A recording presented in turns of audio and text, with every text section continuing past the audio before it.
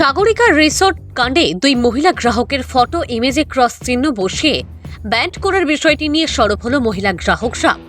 স্থানীয় প্রশাসন সহ মুখ্যমন্ত্রীর দৃষ্টি আকর্ষণ করেছেন তারা। গত 12ই নভেম্বর সাগরিকা রিসোর্ট কাণ্ডের বিতর্ক যেন কোনোভাবেই থামার নাম নিচ্ছে না। অভিযোগ পাল্টা অভিযোগের ঝড় বইছে উভয় পক্ষের মধ্যে। শনিবার Barak valley hotel and restaurant অ্যাসোসিয়েশনের তরফে গতদিনের ঘটনাকে কেন্দ্র করে দুজন মহিলা গ্রাহককে বয়কট করার কথা বলে তাদের প্রকাশ্যে ক্ষমা চাওয়ার দাবি জানানো হয়েছিল। এর পরিপ্রেক্ষিতে রবিবার অভিযুক্ত দুই মহিলা গ্রাহক সহ তাদের সহকর্মীরা শিলচরে এক সাংবাদিক সম্মেলন করে অ্যাসোসিয়েশনের ভূমিকায় বিভিন্ন প্রশ্ন উত্থাপন করেছেন। সংবাদ মাধ্যমের সঙ্গে কথা বলতে গিয়ে মহিলা গ্রাহকরা সাগরিকা রিসোর্ট কাণ্ডের বিস্তারিত বিষয় তুলে ধরে নিজেদের স্পষ্টীকরণ জনসমক্ষে প্রকাশ করেছেন। তারা জানান, দুজন মহিলার ফটোই ক্রস চিহ্ন বসিয়ে ব্যান্ড লাগানোর বিষয়টি তাদের সম্মানে আঘাত এনেছে। অনুমতি ছাড়া দুজনের ফটো ইমেজ ব্যবহার করাটা কোনোভাবেই মেনে নিতে পারছেন না তারা। অ্যাসোসিয়েশন ব্যক্তিগতভাবে যদি দুজনকে ব্যান্ড করে থাকে তাহলে এতে কোনো আপত্তি নেই, কিন্তু অনুমতি ছাড়া মহিলাদের ফটো ইমেজ ব্যবহার করা কোনো আইনের আওতায় পড়ে? এর জবাব দিতে অ্যাসোসিয়েশনকে দাবি জানিয়েছেন তারা। সামান্য কুপনের ইস্যুতে এত জলঘোলা হওয়াটা কাম্য ছিল না তাদের। দুজন মহিলার ফটোই ক্রস চিহ্ন বসিয়ে সামাজিক গণমাধ্যমে নানা ক্যাপশন দিয়ে শেয়ার করার মহিলাদের সম্মানহানি হওয়ার পাশাপাশি তাদের সুরক্ষা ও নিরাপত্তা বর্তমানে প্রশ্নচিহ্নের মুখে এসে দাঁড়িয়েছে। বাইরে চলাফেরা করতেও নানা অসুবিধার সম্মুখীন হতে হচ্ছে তাদের। গোটা বিষয়টি নিয়ে মহিলা মামনি ও কারিশমা স্থানীয় প্রশাসন সহ মুখ্যমন্ত্রীর দৃষ্টি আকর্ষণ করেছেন। আগামীতে এই ঘটনা নিয়ে আলাপ আলোচনার মাধ্যমে আইনের দ্বারস্থ হবেন কিনা সেটা পরবর্তী সময়ে সিদ্ধান্ত নেবেন বলে এদিন জানিয়েছেন তারা। আপনারা ব্যান করেছেন, খুব ভালো কথা। রেস্টুরেন্টে যাওয়াটা দেখুন, এটা হচ্ছে একটা লাক্সারি ব্যাপার। আমরা একদম খুব সাধারণ মানুষ, আমরা যদি রেস্টুরেন্ট হোটেলসে না যাই তাতে কোনো কিছু আসবে যাবে না। ব্যান কে করেছে? সাগরিকা রিসোর্ট থেকে ব্যান থেকে না, রিসোর্ট থেকে করেনি, ওরা পুরো association hotel Barak valley association পুরো অ্যাসোসিয়েশন থেকে ব্যান করা হয়েছে, যেটা আমরা শুনলাম। এখন হচ্ছে ব্যাপার যে আমরা আমাদের লাইফটা নিয়ে, লাইভ ফটো নিয়ে উইদাউট আওয়ার পারমিশন ছাড়া ওরা আমাদের ফটো স্ক্রিনশট নিয়ে ওরা ক্রস দিয়ে এটা যে ফটো দিয়েছেন এটা কোন লিগেলের আন্ডারে পড়ে সেটা আমি জানতে চাইছি। ওনারা আমাদের ফটোটা আমাদের লাইফ থেকে ফটো নেওয়া মানে চুরি করা, আমাদের মানে ইনফরমেশন ছাড়া। এখন যদি আমাদের ফটোটা ওনারা রিসর্টের দিত, যখন আমরা রিসর্টে ছিলাম তখন ওই জায়গার কোনো ক্লিপিংস দিয়ে যদি দিত তাও ঠিক আছে, বাট প্রথমত আমরা যেটা বুঝছি যে এটা ভুল। উইদাউট এনি ইনফরমেশন বা পারমিশন আমাদের লাইফ থেকে আমাদেরকে না বলে ওনারা আমাদের স্ক্রিনশট কিভাবে নিল? এটা তো আইনের কাছে, প্রশাসনের কাছে। যে এখন হচ্ছে আইনে এটা কোনো হাইকোর্ট থেকে দেওয়া হয়নি না লোয়ার কোর্ট থেকে দেওয়া হয়েছে যে ব্যান্ড। ওকে, তো আমার ব্যাপার হচ্ছে যে আমার যদি, আমি খুব সাধারণ মানুষ, আমার দরকার নেই রেস্টুরেন্টে যাওয়ার, হোটেলে যাওয়ার। আর যারা বুঝবেন যে জেনুইন আছে ওদের ওখানে অবভিয়াসলি আমরা যাব, না হলে আমাদের ঘরে ডাল ভাত ঠিক আছে। কিন্তু যে সোশ্যাল ইমেজ ওরা নষ্ট করেছে, আমাদের পারমিশন ছাড়া ওরা ফটো নিয়ে ওনাদের রিসোর্টের ওখানে লাগানো হয়েছে, এই জিনিসটা হচ্ছে আমার প্রশাসনের কাছে আমাদের সেফটির জন্য, মানে আমাদের যে এইভাবে যে আমাদের সোশ্যাল ইমেজ নষ্ট হয়েছে, আমাদের মেন্টালি হ্যারাস। এখন আমরা বাইরে বেরোতে গেলে যে সবাই দেখছে, ব্যাপারটা আমি প্রশাসনের কাছে রাখতে চাইছি।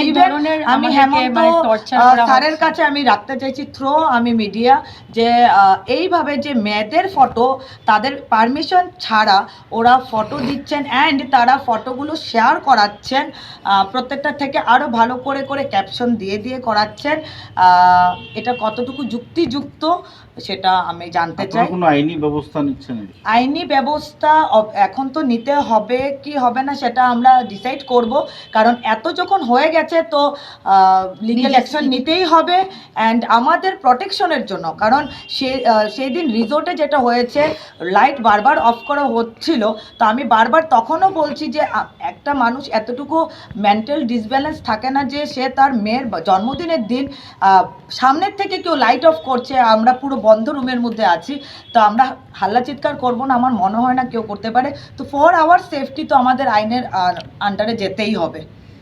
কারণ রাস্তাঘাটে যদি কোনো সময় কিছু হয় কন্টিনিউয়াসলি আমাদের টর্চার ফোন থ্রেট করা হচ্ছে, তারপর ওইখান থেকে দোকান আমরা যখন আমরা শপে থাকি, শপের থেকে ওখানে চিৎকার করে করে ছেলেরা যাচ্ছে যেগুলো জিনিস, এটা তো আমার নিজের সেফটির জন্য অবভিয়াসলি একটা তো নিতে হবে স্টেপ। আমি মিডিল থেকে বলছি, কিন্তু 1800 এর বিল অ্যামাউন্ট ওদের মানে বিল পেমেন্ট করার পরে কোনো কথা খেতে হবে, ওরা ডাইরেক্টলি বলেছে মানে নেক্সট ডে আপনারা আপনাদেরকে আমরা বিলটা কেটে দেব, এটা বলেনি। আমাদের মানে মেম্বারই একজন, ওনার সাথে পুরো ডিবেটের মতো হয়েছে এটা নিয়ে।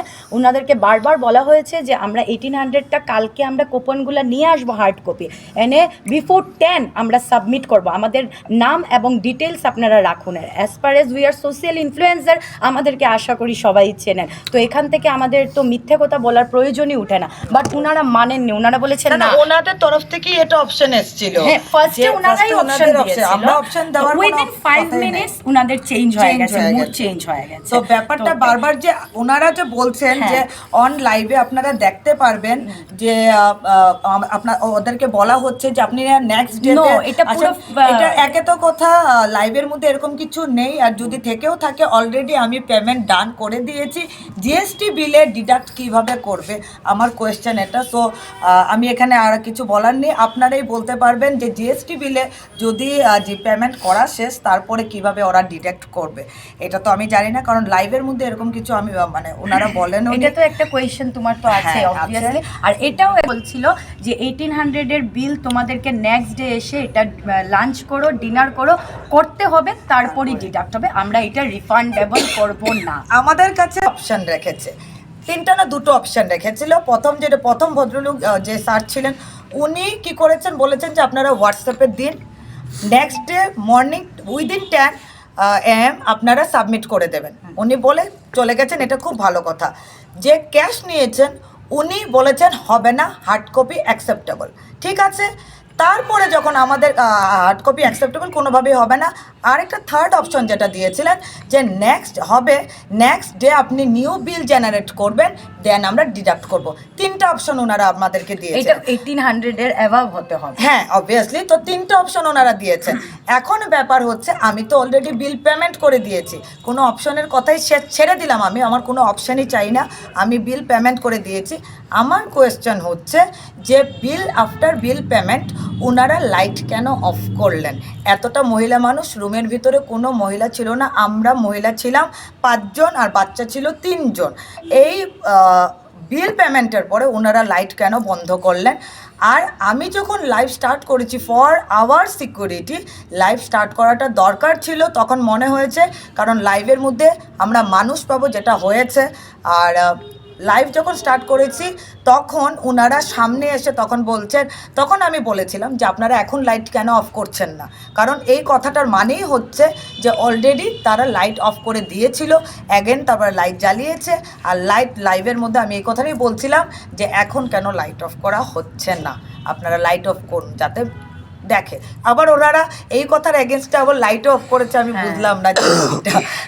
তো আজকে যখন এতই এখন আপনাদের উপরে এটা ব্যাপার আর কি, যে ঠিক আছে এগুলো গেল, তারপরে লাইফ টাইপ হলো, আমরা বেরিয়ে এসেছি, বেরিয়ে আসার পরে সবাই দেখতেই পেরেছে যে এতটা ঘটনা হওয়ার পরে আমি বারবারই বলছিলাম সোশ্যাল মিডিয়াতে যে যার উপরে যায় সেই একমাত্র বোঝে।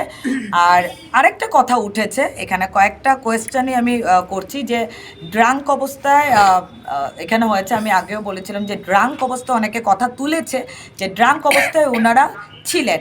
এখন হচ্ছে আমার বিলের মধ্যে কোথাও অ্যালকোহল লেখা নেই, আর বাচ্চারা অ্যালকোহল কনজিউম করে কিনা সেটা আমার জানা নেই। আমরা হলে ছিলাম, হল রুমটার মধ্যে ছিলাম, 1 নম্বর পয়েন্ট। আর এটা তো আর লাইন হোটেল না যে